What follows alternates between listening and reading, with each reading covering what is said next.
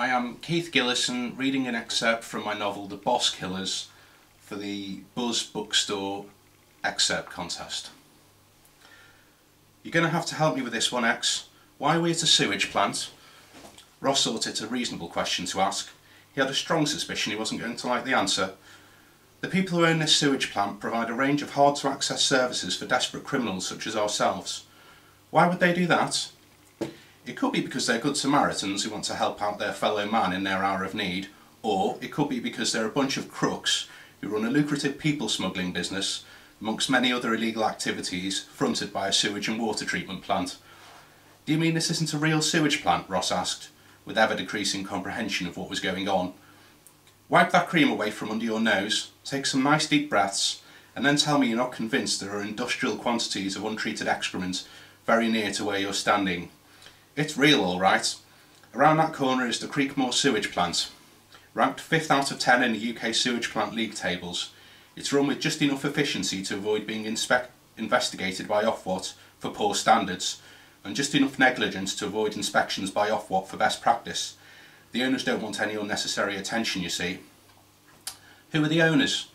Mr. X frowned and tried to change the subject. Bet you got a shock when you breathed that air in, eh? Ross wasn't falling for it. Who are the owners? He repeated. Mr. X sighed. The Mafia. Ross stopped, frozen to the spot.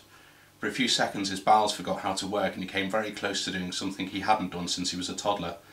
The Mafia? The goddamn Mafia? You're supposed to be helping me escape, not getting me killed. Are you serious?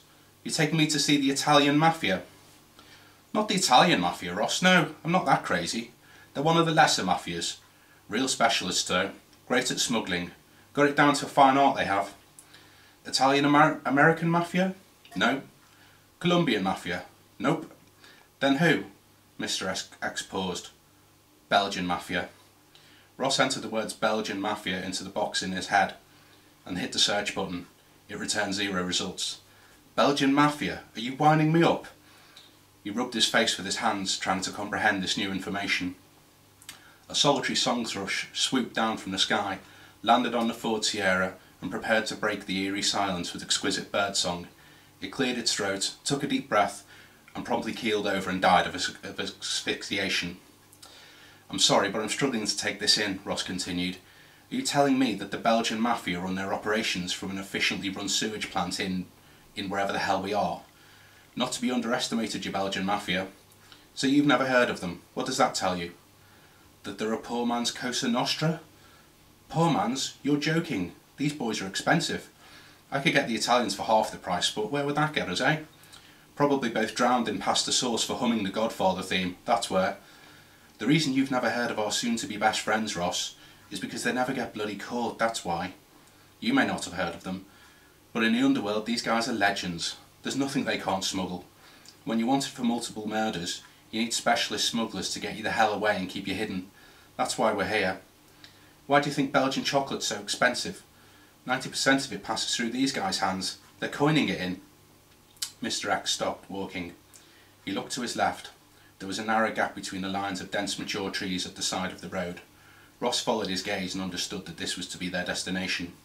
He squinted at the gap in the trees and could just make out a huge metal gate at the end of a well-concealed path. He thought of all the welcoming scenes he would like to feast his eyes on at this moment. None of them included a crappy path squeezed between some trees next to a sewage plant in the middle of nowhere. He took a deep breath and stepped onto the path. Mr. X put his arm across Ross's chest and stepped in front of him. Not so fast. It's best if I take it from here. Follow my lead and don't say a word unless they ask you a question.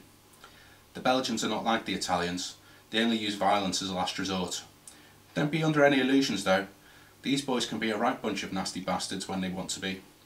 Keep your mouth shut. Let me do all the talking, and for God's sake don't make any jokes about chocolate, waffles or the European Union. With a bit of luck, in a few hours' time we'll both be on our way to freedom. If things don't go so well though, we'll both be dead in about 10 minutes. And that's it. Thank you. Vote for me.